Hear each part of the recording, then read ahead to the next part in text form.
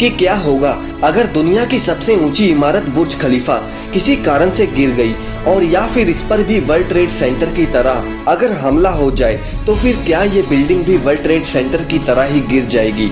और अगर इस पर कोई बॉम्ब मिसाइल से हमला हो जाए तो क्या होगा। अगर आप इन सवालों के जवाब जानना चाहते हैं तो वीडियो के लास्ट तक बने रहिए और चैनल को सब्सक्राइब जरूर कर लें। तो चलिए वीडियो को शुरू करते हैं। तो चलिए सबसे पहले हम ये जानते हैं कि क्या होगा अगर बुर्ज खलीफा पर किसी ने हमला कर दिया।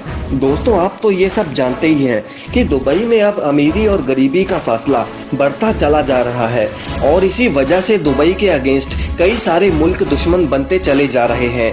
और अगर आपको नहीं पता तो मैं आपको बता दूं कि बुर्ज खलीफा के अंदर 900 luxury hotels, night clubs, malls वगैरह भी हैं जहां एक टाइम पर 35,000 लोग रह सकते हैं। और सिर्फ यही नहीं, यहाँ न्यू ईयर सेलिब्रेशन के दौरान लाइटिंग शो देखने के लिए करीब 20 लाख लोग यहाँ पर जमा हो जाते हैं और इसी वजह से बुर्ज खलीफा पर हमला होने के चांसेस बहुत ज़्यादा हैं। और अगर ऐसे में हमला हुआ तो आप सोच सकते हैं कि कितने सारे लोग इस हमले में मारे जाएंगे। दोस्तों, आपने देखा होगा कि जब वर्ल्ड ट्रेड सेंटर पर प्लेन टकराया था तब वो उसके आर पार निकल गया था क्योंकि वो स्टील का बना हुआ था, जिस वजह से एक्सीडेंट की हीटिंग से वो स्टील पिघल गई थी और वो बिल्डिंग गिर गई थी। लेकिन बुर्ज खलीफा के केस में ऐसा नहीं होगा क्योंकि बुर्ज खलीफा का ज़्यादातर हिस्सा कंक्रीट से बना हुआ है, जिससे अगर कोई प्लेन इससे टकराता है तो ये उसे तोड़ते हुए दूसरी तरफ नहीं निकल पाएगा क्योंकि कंक्रीट हीट की वजह से नहीं पिघलता और ना ही कंक्रीट से बनी ये इमारत इतनी जल्दी गिरेगी। अब अगर इस पर मिसाइल से भी हमला हुआ तो ज़्यादा से ज़्यादा बिल्डिंग में आग लग जाएगी। आपने अक्सर देखा होगा कि जब भी कभी किसी बिल्डिंग में आग लग जाती है तो उसके एलिवेटर्स अपने आप बंद हो जाते हैं और कई बार एलिवेटर्स काम करना बंद कर देते हैं क्योंकि उनकी पावर सप्लाई ही चली जाती है। लेकिन बुर्ज खलीफा के केस में ऐसा नहीं है क्योंकि बुर्ज खलीफा में कुल 57 एलिवेटर्स लगे हुए हैं, जिनमें से 38 को कुछ ऐसा डिज़ाइन किया गया है कि वो किसी भी इमरजेंसी के समय स्पेशल पावर सप्लाई का इस्तेमाल करते हैं। और बुर्ज खलीफा में 10 से 15 फ्लोर्स के बाद एक ऐसा फ्लोर भी बनाया गया है जिसमें कि बहुत ही advance fire safety system install किया गया है। और ये स्पेशल फ्लोर्स एयर कंडीशन के साथ साथ फायर रेजिस्टेंस और प्रेशराइज्ड भी हैं।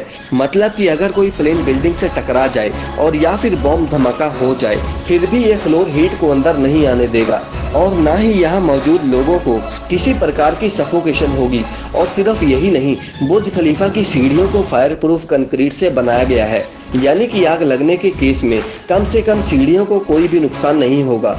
और यहाँ पर तो हर एक रूम में एक खास तरह का इवैक्यूएशन सिस्टम लगाया गया है जो कि किसी भी इमरजेंसी सिचुएशन में सबसे पहले आपको अलर्ट कर देगा।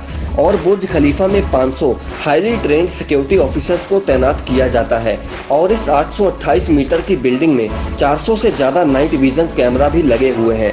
इन बातों से आपको ये तो पता चल ही गया होगा कि बुर्ज खलीफा को कुछ ऐसा बनाया गया है कि ये हर तरह के हमले से सेफ ही रहेगी। अब दोस्तों, ये बात करते हैं कि जब बुर्ज खलीफा की उम्र 100 साल से ऊपर हो जाएगी तब उसकी बुनियाद कमज़ोर हो चुकी होगी और ये बिल्डिंग लोगों के रहने के लिए सेफ नहीं रहेगी और ना ही आसपास की बिल्डिंग के लिए सेफ रहेगी और इसके बाद इसे गिरा दिया जाएगा। लेकिन क्या आपने कभी ये सोचा है कि आखिर इस बिल्डिंग को गिराया कैसे जाएगा? अब बिल्डिंग को गिराने के लिए तो अलग अलग तरीकों का इस्तेमाल किया जाता है, जैसे कि इम्प्लोजन। इस टेक्निक में बिल्डिंग को छोटे छोटे धमाकों से गिराया जाता है और बिल्डिंग की पूरी इमारत अचानक से ज़मीन पर आ गिरती है। इसके साथ साथ हाई रीच आर्म और रैकिंग बॉल के मेथड का इस्तेमाल भी किया जाता है, लेकिन हाई रीच आर्म कभी भी इतनी ऊंची इमारत को नहीं गिरा सकती। और रैकिंग बॉल की टेक्निक में एक मेटालिक बॉल को बिल्डिंग से टकराया जाता है, लेकिन इस टेक्निक से बिल्डिंग को गिराना मुश्किल होगा क्योंकि इस बिल्डिंग के आसपास बहुत सारी पॉपुलेशन भी रहती है।